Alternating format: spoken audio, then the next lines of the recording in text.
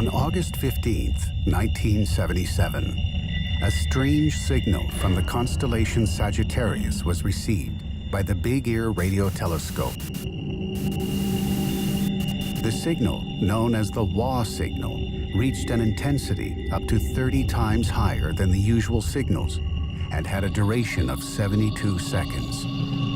Its name comes from the note written at that moment by the person who discovered it, Jerry R. Eman, collaborator and SETI project, a project for the search for extraterrestrial intelligence founded by NASA in 1960. The WA signal is, among all the strange signals received up to now, the one that has the greatest likelihood of having been emitted by intelligent extraterrestrial beings, despite its origin still being uncertain to this day.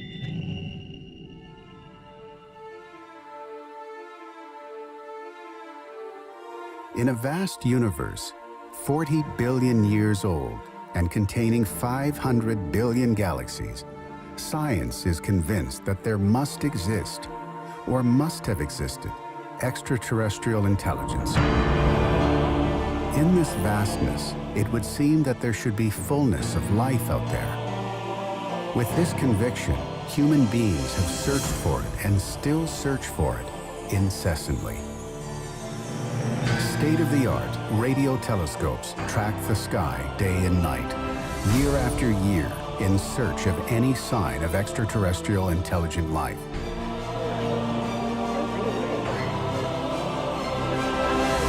Nevertheless, in 2009, everything changed. That year, NASA launched the Kepler satellite into space. And thanks to it, we have found thousands of Earth-like planets where conditions for life might be possible. This has meant, undoubtedly, a total revolution in the search for extraterrestrial intelligent life.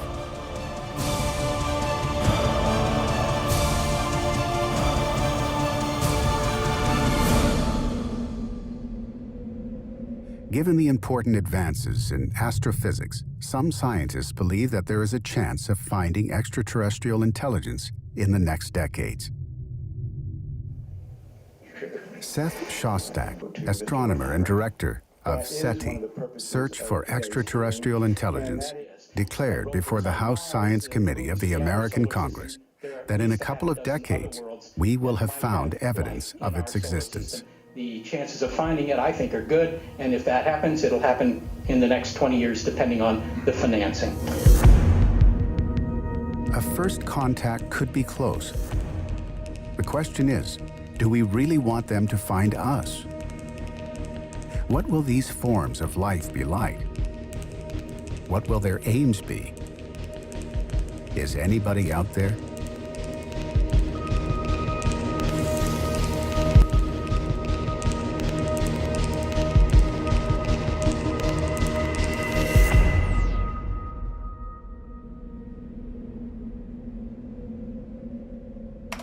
Given the millions of billions of Earth-like planets, life elsewhere in the universe, without a doubt, does exist. In the vastness of the universe, we are not alone. Albert Einstein. 4.5 billion years ago, in the vastness of the universe, the Earth, our home, was formed. From the birth of the universe, it took 14 billion years for human beings to arise, just 6 million years ago. To give us an idea of the time which has passed until our first steps, Carl Sagan made a time comparison in which, if the age of the universe was a year, the Big Bang would have occurred on January 1st. On September 8th, the Sun would have formed. On September 11th, the Earth would have formed, and we would have been born the last day of the year, December 31st, at 11:39. How many things must have happened in other places during the same time?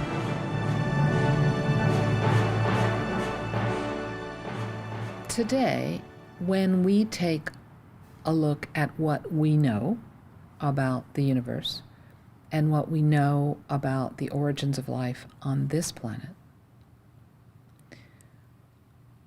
it leads us to think that the same things that happened here might well have happened elsewhere.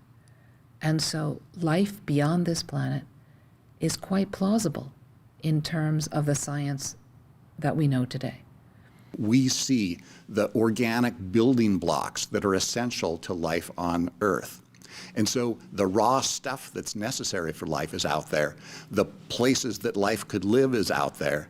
The big question is, do they come together and form a second Genesis? We take up a tiny place in the immensity of the universe. The Milky Way, the galaxy we live in, might have around 100 billion stars, among them our sun. In total, it measures around 100,000 light years in diameter. Maybe there are a million, maybe there are a billion, maybe there are 100 billion planets in the Milky Way galaxy that could support life, the kind of planets that earthly life could survive on. How many of them have cooked up their own life?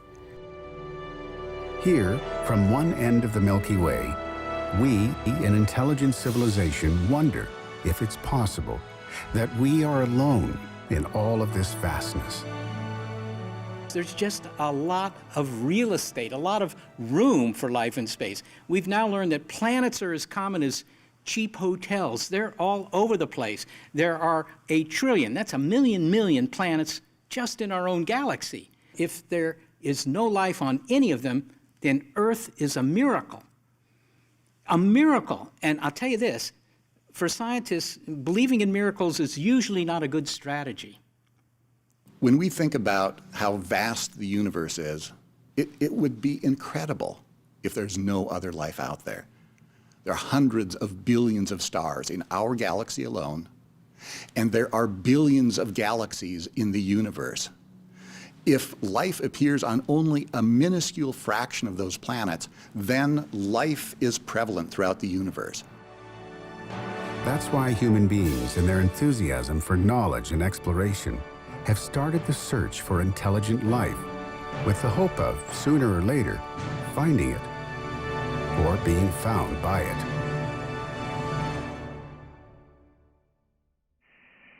Oiknis poteste chairete, airenikos pros philos eleluthamen philoi. Paz e felicidade a todos. تحياتنا للأصدقاء في النجوم يا ليت يجمعنا الزمان. Բոլոր անոնց, որ գտնվին Եզերքի միքամազություններեն անտին, ողջույններ. पृथ्वी ઉપર વસનાર એક માનવ તરફથી બ્રહ્માંડના અન્ય અવકાશમાં વસનારાઓને હાર્દિક અભિનંદન. આ સંદેશો મળે વળતો સંદેશો મોકલાવશો. This search can be done in two ways: tracking signals that may come from any extraterrestrial civilization, or sending our own messages into space, which may be received by one of those civilizations someday. Active SETI, also sometimes called METI, messaging extraterrestrial intelligence, reverses the roles. Instead of passively listening for a signal from another civilization, we send intentional, powerful signals to nearby stars in the hope of getting a reply back. With this goal, in 1977, the most elaborate and comprehensive message to date, The Sounds of the Earth, was launched into space. A moving introductory message including everything that human beings considered that an extraterrestrial civilization should know about our species. It was included on a golden record on each of the Voyager interstellar space probes, launched that same year from Cape Canaveral. It was a golden record. On one side, there were encoded music from around the world, greetings in 55 languages, a 12-minute sound montage of the evolution of life on Earth. And on the other side, there were pictures, over 100 pictures describing some basic mathematical principles and the diversity of life and culture on Earth. The content of the recording was carefully chosen by NASA and a committee chaired by astronomer and author Carl Sagan. The audio section has a salutation in English from the UN General Secretary and short messages in 55 languages, welcoming and wishing peace to all forms of life. Witajcie, istoty z zaświatów. Riadumelisa Marena. Hello from the children of planet Earth. But that one was not the only message sent. There have been a few symbolic transmissions to other worlds. The most famous transmission to another civilization happened in 1974 from the world's most powerful radio telescope in Arecibo, Puerto Rico. It was a very simple message. It took 3 minutes to send, and it provides a mathematical and scientific overview of life on Earth. Nevertheless, the search for extraterrestrial life is not founded just on the sending of messages in the hope of a response someday, but on the development of a search for signals that may indicate the existence of that intelligent life.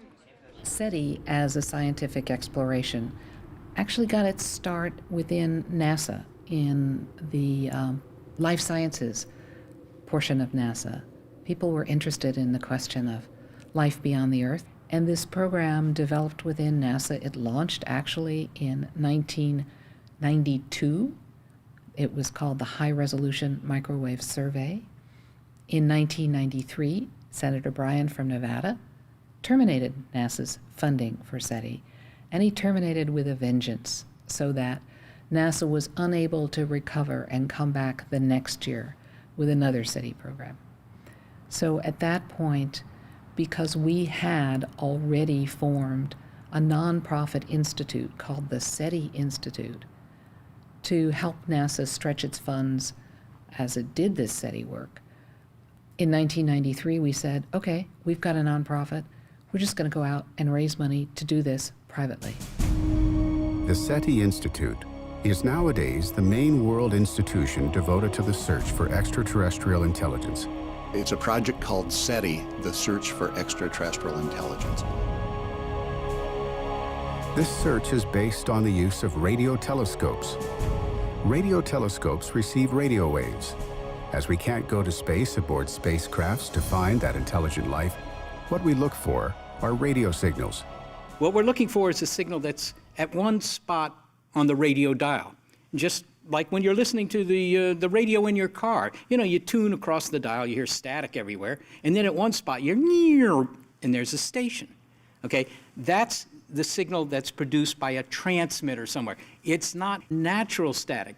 It's not like a quasar or a pulsar or galaxies or hot gas, cold gas. All those things in space make radio noise, but it's all over the dial. So we look for signals that are at one spot on the dial, and of course the source of the signal has to be up in the sky. Those are the kinds of criteria we use to know that even if we don't know what it means, we at least know they're there. They're on the air. One of the biggest SETI projects, started in 2007, is the Allen Telescope Array, which seeks to install 350 antennas to receive possible messages from outer space. We designed this. We went to Paul Allen and asked him to fund it, and he was generous to fund the first phase of construction of what we now call the Allen Telescope Array. It's in Northern California near Mount Lassen. The Allen Telescope Array has 42 telescopes. Someday we hope to grow it to 350. The Allen Project will become the most powerful instrument in the search for signals from other civilizations in our galaxy. Since it was launched, after just a few months in operation, it has been able to analyze the same amount of area of the universe as in the last 45 years of SETI's existence.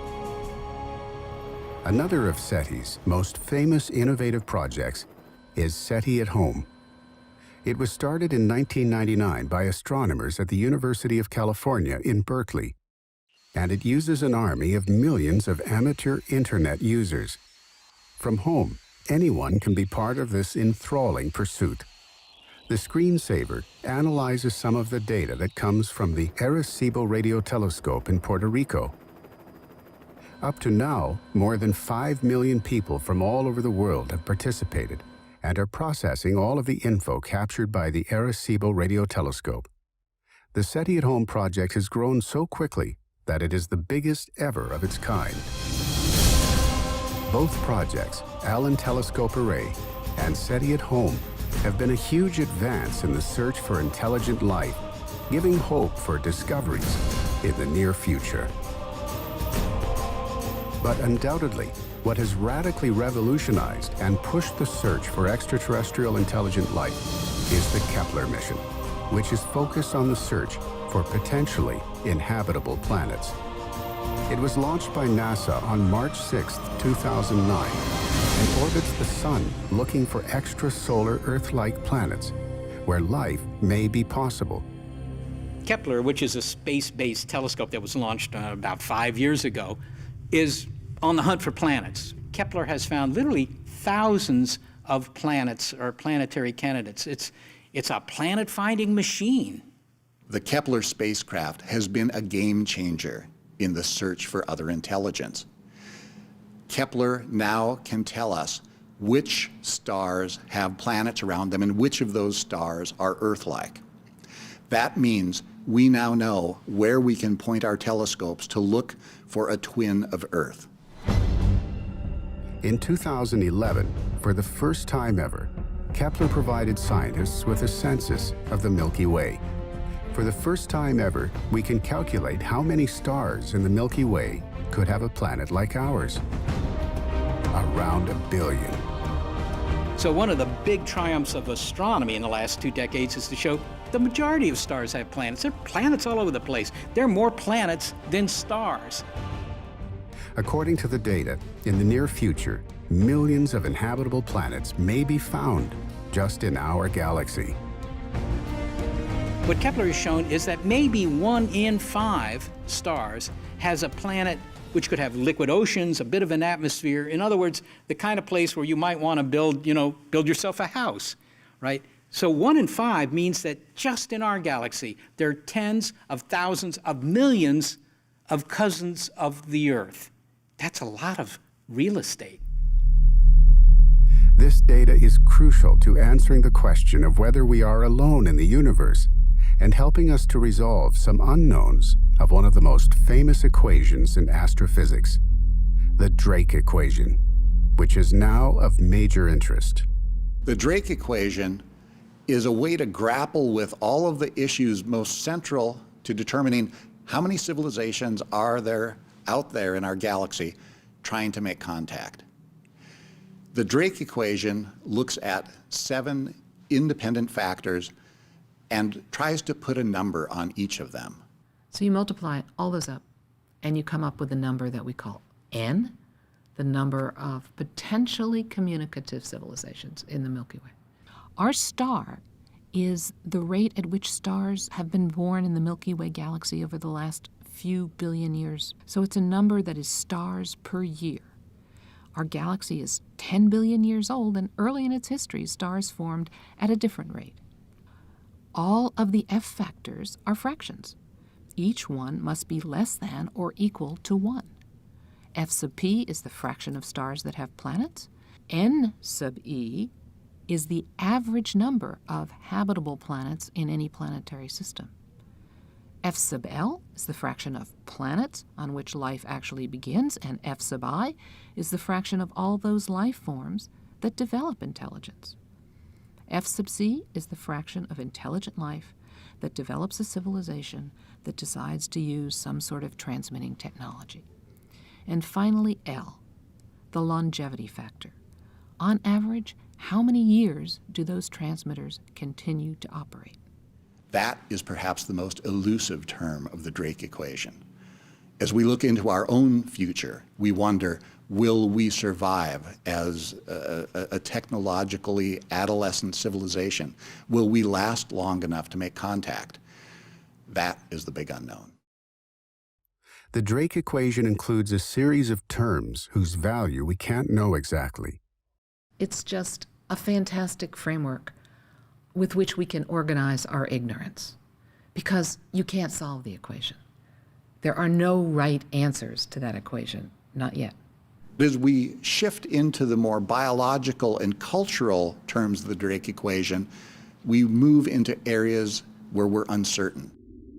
But during the last few years, we've seen how exoplanets have arisen in front of our eyes, thanks mainly to the Kepler space satellite. When Frank Drake first wrote down the Drake equation back in 1961, he put his own personal estimates into each of those factors and came up with a number, his estimate, which was 10,000.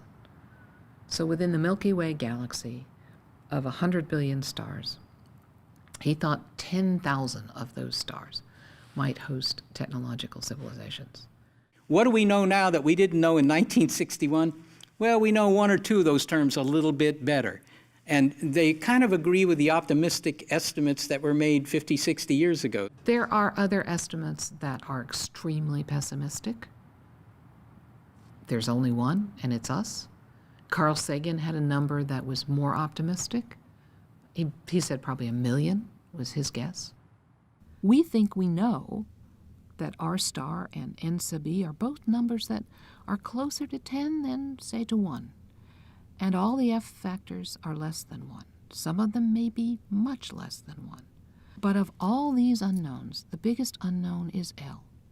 So perhaps the most useful version of the Drake equation is simply to say that N is approximately equal to L. The information in this equation is very clear. Unless L is large, N will be small. And these are estimates just for our galaxy. But we don't have estimates just for our galaxy, but for the visible universe. This fact multiplies the chances for the existence of extraterrestrial intelligence. The Hubble Space Telescope has given us an approximate calculation of the total number of galaxies in the viable universe. 100 billion. So we can calculate the number of Earth-like planets in the visible universe. 1 trillion Earth-like planets. The universe is 14 billion years old, so there has been time enough for intelligent empires to arise and possibly fall. It would be miraculous if no other advanced civilization anywhere had ever existed. It's just a matter of time until we find them.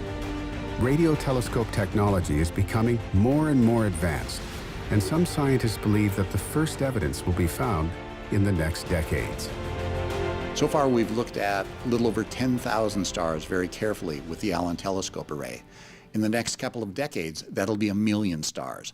And by the time you've looked at 1 million stars, that's a reasonable number to find intelligent life, if it's really out there. In fact, people like Craig Venter and Daniel Cohen have said 20th century was the century of physics. 21st century is going to be the century of biology.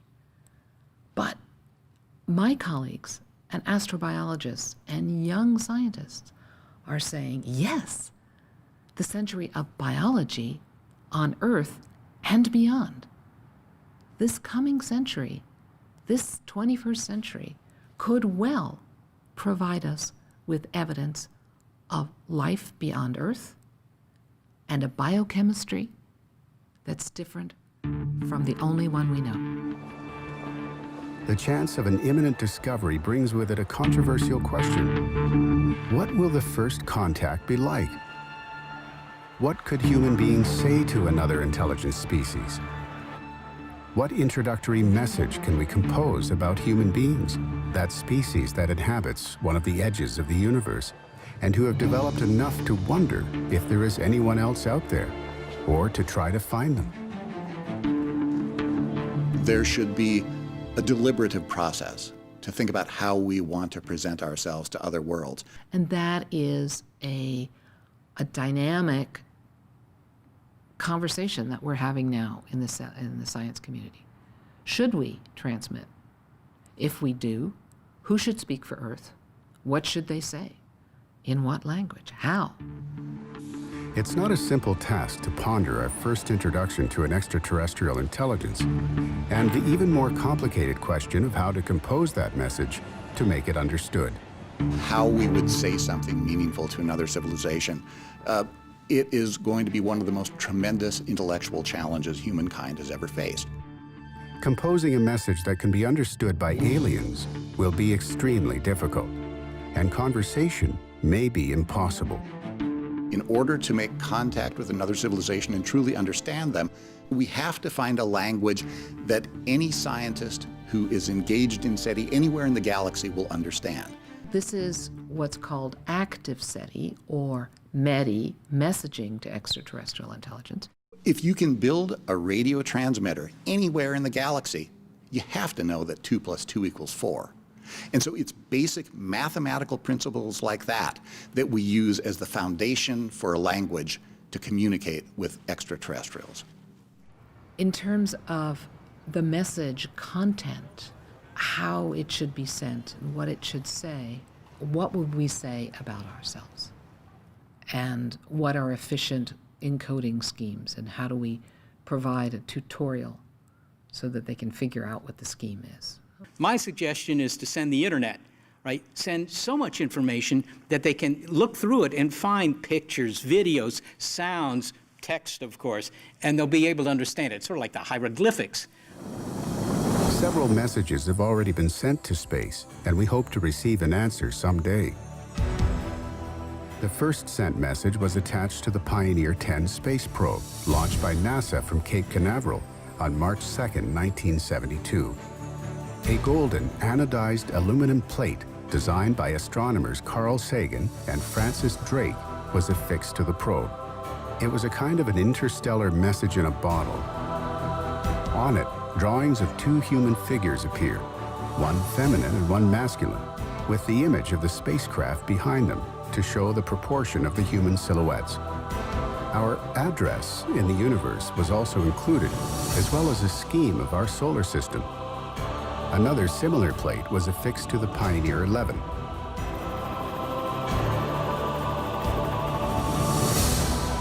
The next message, sent in 1974, was designed by the Dr. Frank Drake and transmitted by the Arecibo radio telescope in Puerto Rico. This message is generally known as the Arecibo message.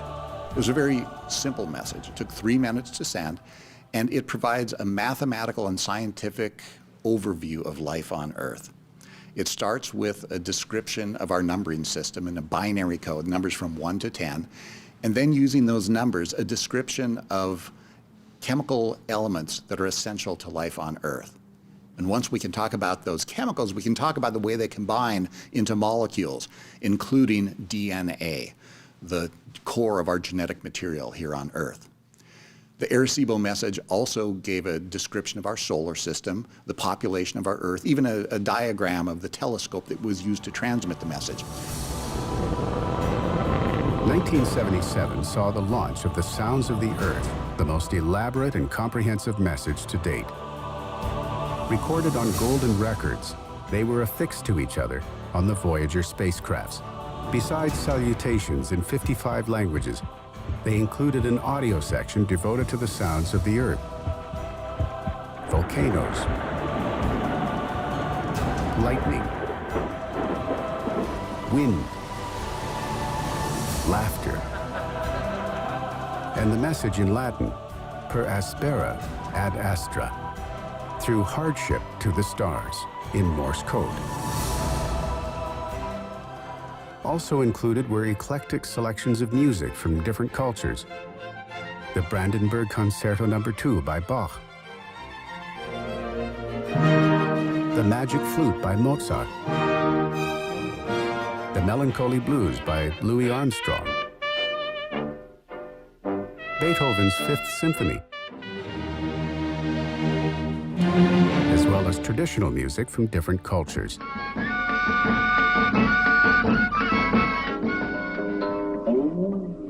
In addition to the audio, 116 photographs were sent showing different forms of life on the Earth and human society, mathematics definitions, the structure of DNA, a diagram of the fertilization and birth, a violin with musical notes, and so on.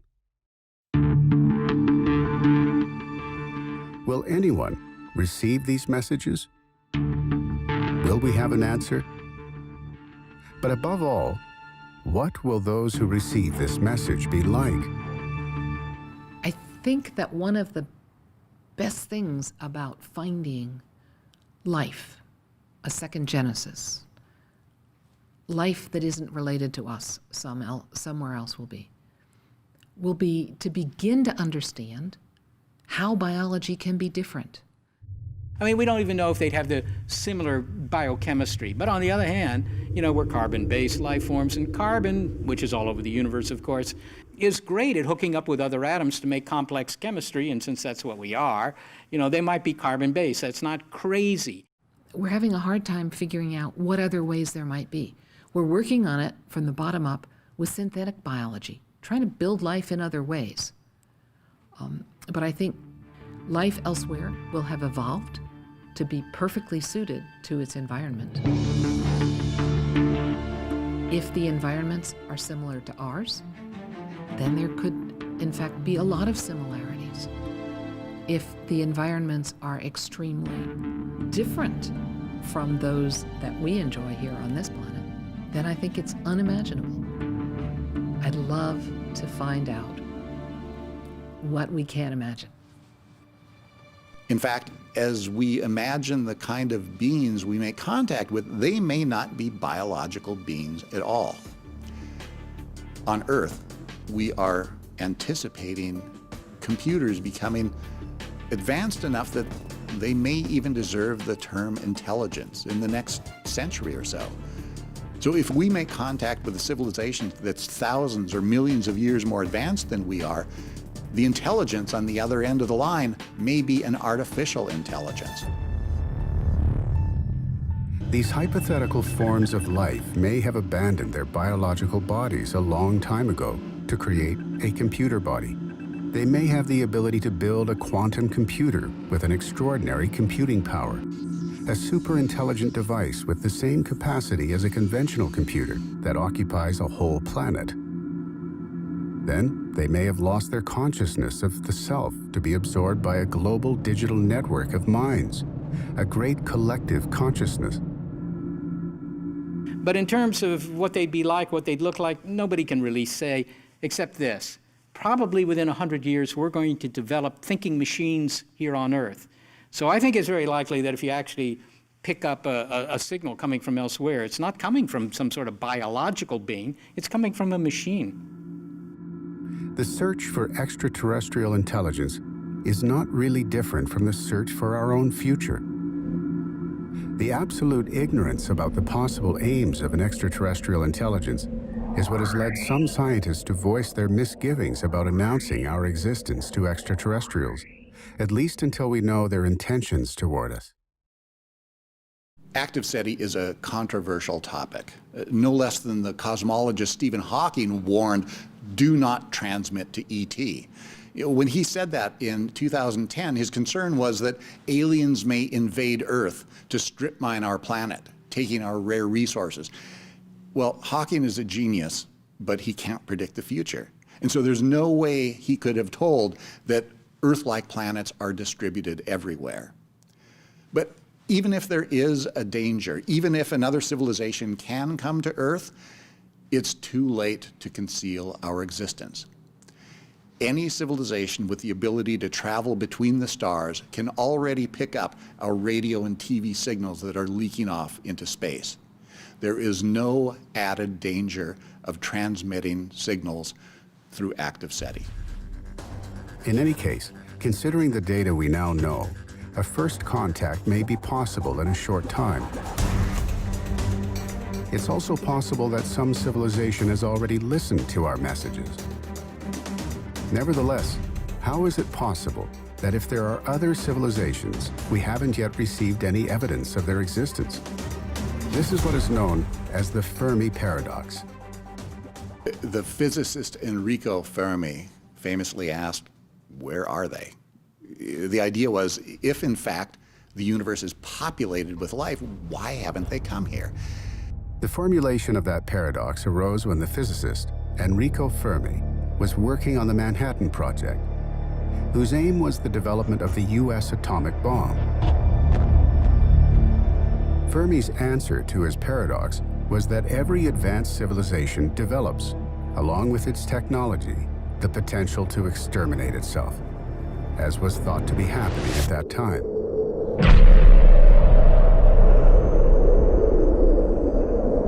The fact that other extraterrestrial civilizations had not been found implied for him a tragic end for humanity.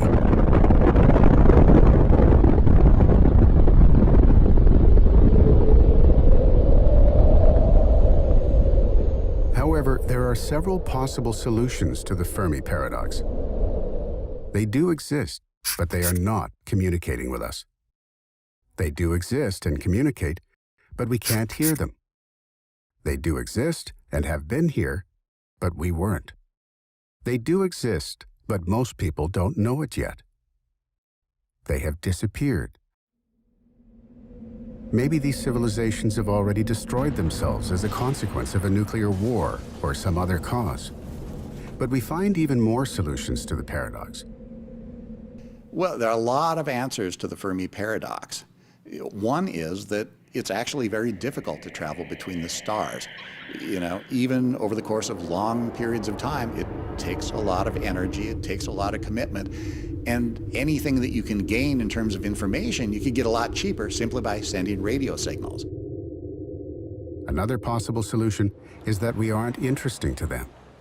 If some civilization were able to come to the Earth from the stars, it would have to be thousands or millions times more advanced than ours, and we may not have anything interesting to offer them. Such a civilization might consider us as primitive, as we consider a simple beehive. Would it make any sense for us to interact with bees and try to make them understand our advances in spacecraft missions, nuclear energy, or quantum mechanics? Or maybe there is colonization and we just don't happen to see it because it's not nearby or it isn't very obvious. Paradoxically, the galaxy could be filled with intelligent forms of life, but we are so primitive that we have not even realized it. Another explanation for the Fermi paradox is that we may have already received those signals, but we haven't realized it. We haven't perceived the signals, or we haven't been able to understand or decode them. In this case, some strange signals from outer space have been received. Their origins are now being investigated, and they have posed serious questions for scientists. The most famous signal that's been detected came in 1977. It was at Ohio State University's Big Ear radio telescope. And in the course of listening for signals from another civilization, there was this message that was strong, that was spread out over frequency. It looked exactly like the kind of signal we would want to get from ET. During his work on the night shift on July 15, 1977, Jerry R. Eman, professor of the State University of Ohio and SETI project volunteer, observed the weird transcription of the radio signal made by a computer in a section of paper feed to confirm later that it was the most intense anomalous signal detected up to that point by a radio telescope.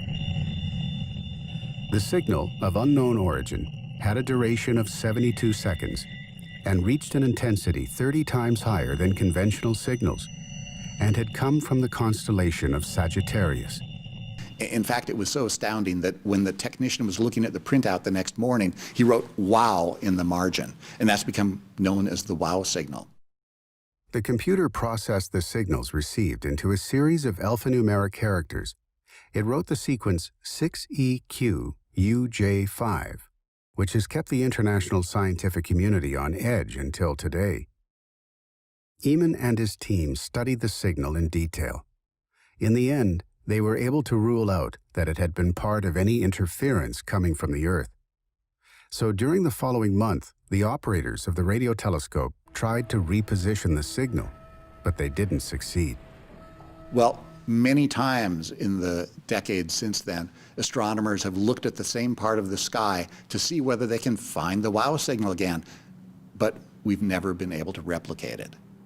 So the key to progress in SETI is to be able to find a signal that looks as good as the wow signal, but now to be able to find it not just once, but over and over and over again. Today, the origin of that signal is still under investigation. Another signal which provoked important debates was the radio source SHGB-02+14A, discovered in March 2003 by SETI at home and announced in New Scientist on September 1st, 2004. Since SETI at home started, more than 5 billion signals have been detected that, because of their mathematical profile or their lack of repetition in time, have been ruled out. Among all of them, the candidate SHGB-02+14A was one of the very few that was confirmed again, and the only one to maintain a high statistical chance of being intelligent and of extraterrestrial origin. Another relevant signal was the one observed by the Australian astronomer Regbur Bathal, a SETI collaborator, who found a strange signal close to what years later would be confirmed by NASA as the first habitable planet, the Glycel 581, just 20 light-years away. On the NASA website, in the section Astrology Picture of the Day, we found an explanation for the signal. No one knows for sure what caused this signal. There is a slight possibility that it just might originate from an extraterrestrial intelligence. Many unusual signals from space remain unidentified. The study of signals possibly emitted by an extraterrestrial intelligence is a delicate matter that requires a great deal of confirmation. First, if you think you have a signal from an extraterrestrial, make sure, check with colleagues, double check your data. And then secondly, if you're really pretty sure you found it, tell the whole world.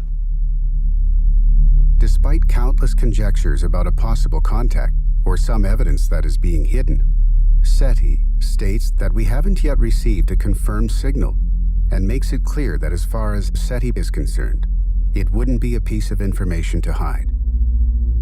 A lot of people in this country figure the federal government would cover it all up because the public couldn't handle the news. Well, we know that isn't true because we've had false alarms.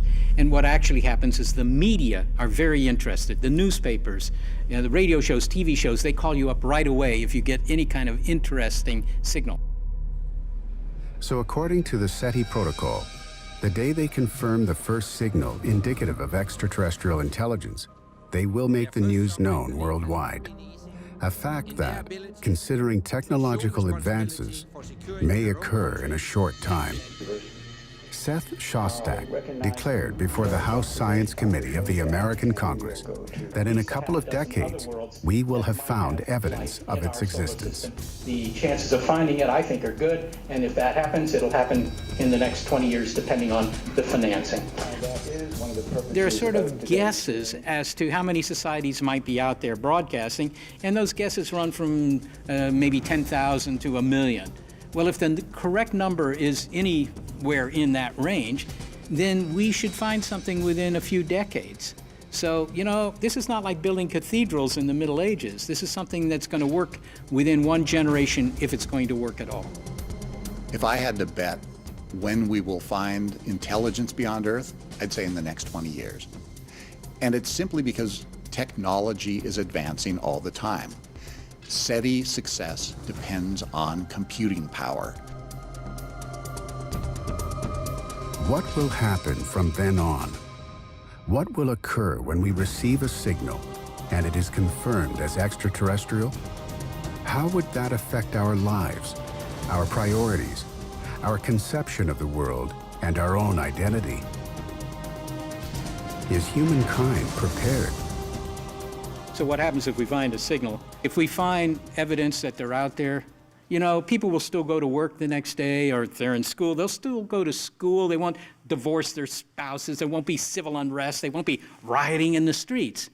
It's just that we will know something really important, that as wonderful as Earth is, as wonderful as our species is, we're not the only kids on the block. And I think it's good to know that if it's true. In January 2010, the Royal Society held a conference entitled The Detection of Extraterrestrial Life and the Consequences for Science and Society. The introduction of the conference was as follows. Astronomers are able now to detect planets where life may exist. And the living generation could see the signature of extraterrestrial life being detected. Should it turn out that we are not alone in the universe, it will fundamentally affect how humanity understands itself, and we need to be prepared for the consequences. Over the long term, if you actually did get a message and could understand it, of course, that could be very transformative. Imagine, giving, I don't know, Neanderthals the keys to your local library. Say, hey, you might want to read some of this stuff. I mean, that would change everything for them. So there is that potential, although I think it's a fairly far-fetched idea. Concerned that a discovery could be close, humankind has slowly started to prepare itself to establish a protocol procedure. Neither a country nor a collective of people would be represented, but all of humankind. There's a protocol called the Declaration of Principles Concerning Activities Following the Detection of Extraterrestrial Intelligence. And this provides guidelines about what do we do next. The most fundamental issue raised in this protocol is before there is a reply, there should be broad-based global discussion. That if we are to speak to another civilization, if we are to send a response, it should be a response that has gathered global input. This wasn't transmitted to the SETI Institute or to any other organization. The message was transmitted to Earth. It belongs to the whole Earth. It should be shared widely. Most scientists agree that a finding like this would alter and transform the status quo in many ways. What would be its effect on our society, our science, our technology, or our religion? So for me, detecting another civilization is a way of coming to a better understanding of who we are as human beings. It would mean a chance to see whether the ways of knowing that we've developed here on Earth, our math, our science, our ways of expressing ourselves, our music, our art, are they somehow tapping into something that goes beyond Earth, or are they uniquely ours? The discovery would be on the same level as those of Copernicus and Darwin, and as of the transforming events in human history. However, it will be decades before people get used to the idea that we are not alone in the universe, and its real meaning becomes deeply ingrained, as occurred with the heliocentric cosmology and biological evolution. It's likely that our first contact with an extraterrestrial civilization will happen when the Allen Telescope Array detects a message that confirms, at last, the existence of extraterrestrial intelligent life, or when one of the people connected to the SETI at Home project announces that his computer has decoded some of the signals of the Arecibo telescope. Then, our first contact will be a unidirectional conversation. We might capture some intelligent message by chance, but it could take decades or centuries before our answer gets to them, given the huge distances of the universe. Let me tell you what my hope for the impact of the detection of a distant technology would be. What I hope is that we can make it understood to the people on this planet that the only way that contact happened was because, on average, technological civilizations have a long lifetime. We're sitting here as a very young technology, and we literally do not know whether it's possible to grow old, to be able to be wise enough to manage our population, to shepherd our planet, to go forward into a long future, long in cosmic times. But if we find someone else, we know the answer to that question. We get a proof of existence. It's possible to grow old. Somebody else figured out how to do it. And I would hope that that would motivate us to find solutions to the problems that we face today. We know that somebody else made it through this bottleneck, this technological adolescence. I'd hope it would motivate us to find answers for ourselves. Today we know that the first contact may occur in not too a long time. It's not easy to figure out what will happen in this first communication, if it will be something positive or harmful to human beings. What is clear is that it will be a turning point in the life of the human species.